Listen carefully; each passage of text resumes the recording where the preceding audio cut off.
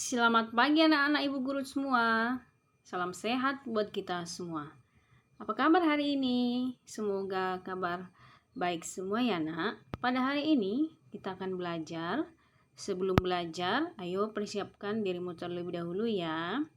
Nah, anak-anak ibu guru, karena kamu sudah siap, sudah berkonsentrasi, dan sudah bersedia menerima pembelajaran dari ibu guru, maka mari kita belajar.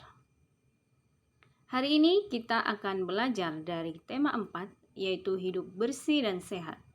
Subtema yang ketiga, hidup bersih dan sehat di tempat bermain. Pembelajaran yang kelima.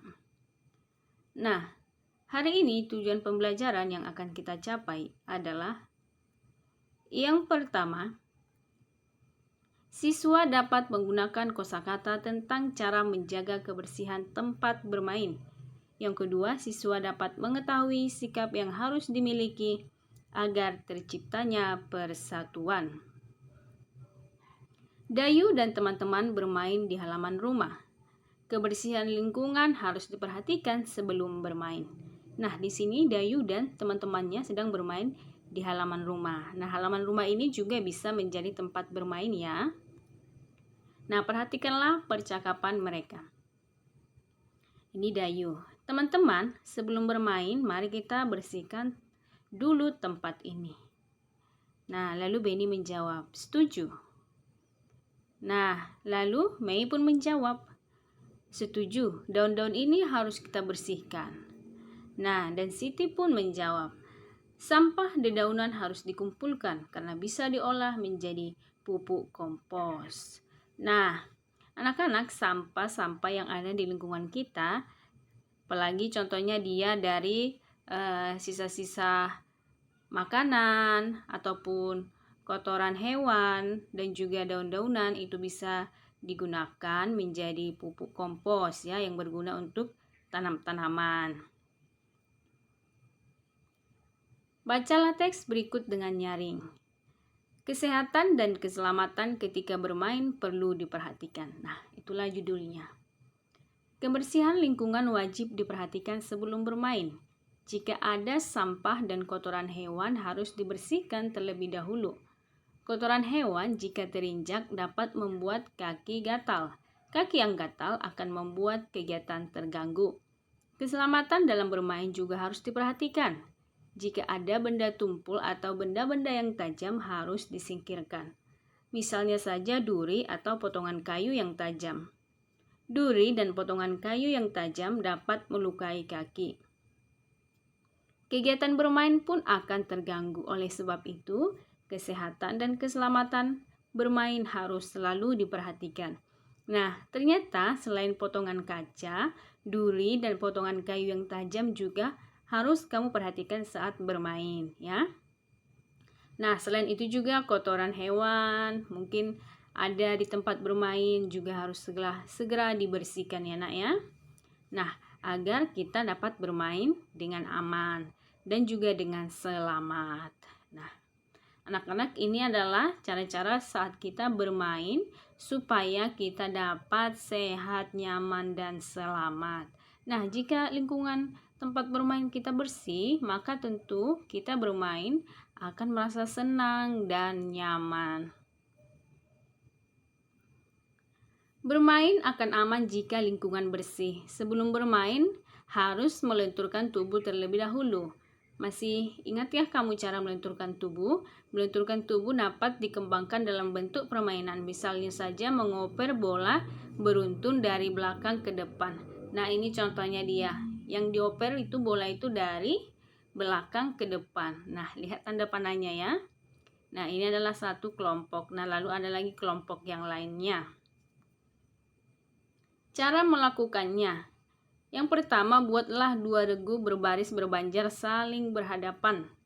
Nah, kalau dikatakan berbanjar, berarti dia dari depan sampai ke belakang ya. Yang kedua, setiap regu minimal beranggotakan 4 siswa. Nah, paling sedikit dia 4 siswa minimal. Minimal itu artinya paling sedikit. Nah, yang ketiga, sikap awal setiap regu berdiri dengan menggunakan lutut. Nah, kita harus berdiri dengan menggunakan lutut ya. Yang keempat, operlah bola kepada teman yang ada di depanmu. Nah, berarti yang ada di belakang, ya, yang nomor urut 4, dia dari belakang mengoper bola ke nomor 3, ke nomor 2, dan ke nomor 1. Begitu dia. Lalu bola yang di nomor 1 itu akan ya dilempar lagi ke tim lawannya. Peganglah bola operan temanmu di belakangmu. Caranya liukkan badan ke samping ke arah datangnya bola. Nah, di sini kamu harus bersedia ya melihat di mana kira-kira bola itu akan dilemparkan oleh temanmu ya. Contohnya ke arah kanan, ke arah kiri. Nah, kita harus dapat memperkira-kirakannya, atau mungkin bisa saja kamu ya memberikan petunjuk kepada kawan setiap melempar bola dari belakang itu kita harus melempar ke arah kiri supaya semua tahu berarti kita menangkap sebelah kiri. Atau kamu juga membuat petunjuk kepada teman harus ke sebelah kanan sehingga kawan akan bersiap-siap menangkap bola ya ke arah kanan. Yang keenam, kelompok tercepat mengoper bola sampai ke teman yang paling depan adalah pemenangnya. Nah, inilah dia yang paling cepat. Nah, lalu kita lihat antara lawan kita siapa yang paling cepat mengoper bola dari belakang ke depan, itulah menjadi pemenangnya. Nah, anak-anak, demikian pembelajaran kita hari ini ya tentang permainan mengoper bola. Permainan mengoper bola secara beruntun membutuhkan kerjasama yang baik. Kerjasama yang baik merupakan wujud persatuan. Tahukah kamu sikap yang harus dimiliki agar terwujud persatuan yang baik ketika bermain? Nah, hari ini kita akan belajar tentang sikap persatuan ya. Nah, ini adalah sikap persatuan yang harus dimiliki agar terwujud persatuan dalam bermain. Nah, yang pertama itu adalah menjaga kekompakan tim. Nah, yang pastinya harus kompak ya, harus ada kerjasama antara anggota-anggota dalam sebuah tim ataupun regu yang sudah dibuat. Yang kedua, bersikap jujur. Nah, bersikap jujur ini artinya kita harus bermain secara sehat, tidak curang ya.